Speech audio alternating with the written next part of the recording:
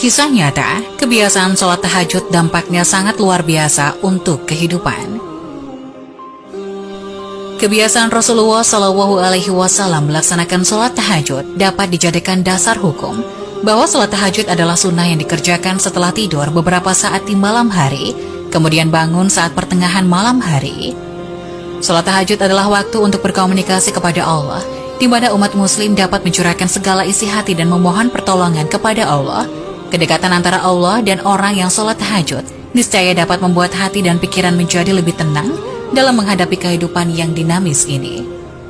Sebagaimana yang dijanjikan Allah, para mutahajidin akan mendapatkan derajat yang mulia di sisinya. Tidak sedikit orang yang telah merasakan dan membuktikannya. Kehidupan mereka menjadi lebih baik, tentram, selalu memperoleh jalan keluar dan kemudahan dalam setiap permasalahan. Bahkan mendapatkan keajaiban-keajaiban tertentu yang sulit ditangkap dengan nalar biasa. Pengetahuan dan keutamaan tahajud telah mengantarkan para pemiliknya senantiasa mendirikan sholat yang biasa disebut Qiyamul Lail ini seperti seorang pecandu.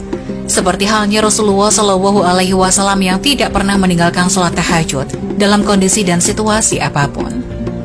Kemudian sekian banyak kisah para pecandu ini telah menjadi suri teladan dan tempat pembelajaran bagi yang lainnya.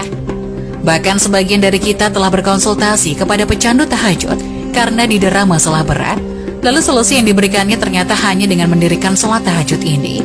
Setelah itu, apa yang terjadi? Tahajud telah menjadi pil ajaib yang menyembuhkan berbagai penyakit. Masalah kehidupan yang mereka alami berangsur pulih dan mendapatkan kemudahan dalam setiap permasalahan.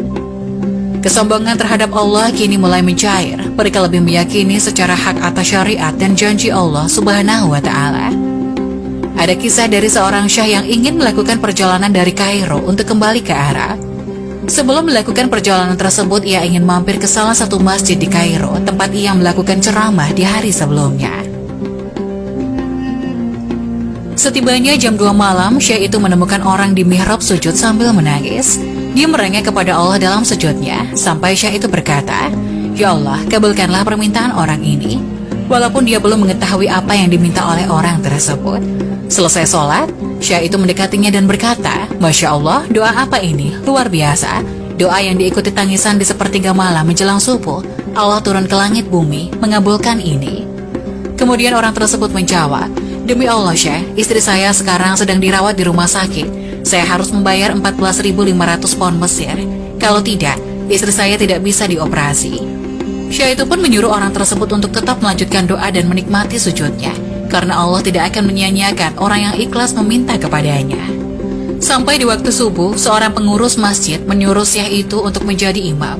Karena memakai mikrofon, maka suara syekh tersebut terdengar hingga keluar. Kemudian ada seorang pengusaha Mesir yang apartemennya dekat dengan masjid, dan dia suka mengikuti ceramah syekh ini. Keluarlah si pengusaha ini untuk sholat berjamaah di masjid. Begitu selesai sholat, dia bilang, "Syekh, ahlan wa sahlan di Mesir. Saya salah satu penggemar Anda. Syekh, saya mau minta tolong satu hal. Saya sudah hitung zakat uang di perusahaan saya. Saya harus alokasikan 14.500 pound Mesir." Syekh pun menangis mendengar itu. Kemudian Syekh itu mencari dan memanggil orang yang menangis di sepertiga malam tadi. "Ya Fulan, kesini, ceritakan masalahmu apa?" Kemudian ia menceritakan bahwa ia membutuhkan biaya atau uang sebesar 14.500 pound Mesir untuk biaya operasi istrinya. Seketika pengusaha itu menangis dan berkata, "Demi Allah Syekh, saya sudah 1 minggu taruh uang ini di lemari saya. Setiap hari istri saya bilang, turunkan itu bukan hak kita, zakat itu keluarkan. Saya ingin mendapat satu orang yang saya kasih langsung, daripada saya bagi-bagi. Saya mau satu orang yang saya kasih selesaikan masalah dia dan Allah selamatkan saya di akhirat." Lantas, diberikanlah uang 14.500 pound Mesir kepada orang yang membutuhkan tersebut. Terpenuhilah kebutuhan keduanya atas kuasa Allah Subhanahu wa Ta'ala. Dari kisah tersebut dapat memberi pelajaran bagi kita semua untuk selalu bersabar dalam berdoa. Karena Allah Subhanahu wa Ta'ala pasti akan mengabulkan setiap permohonan permintaan hambanya.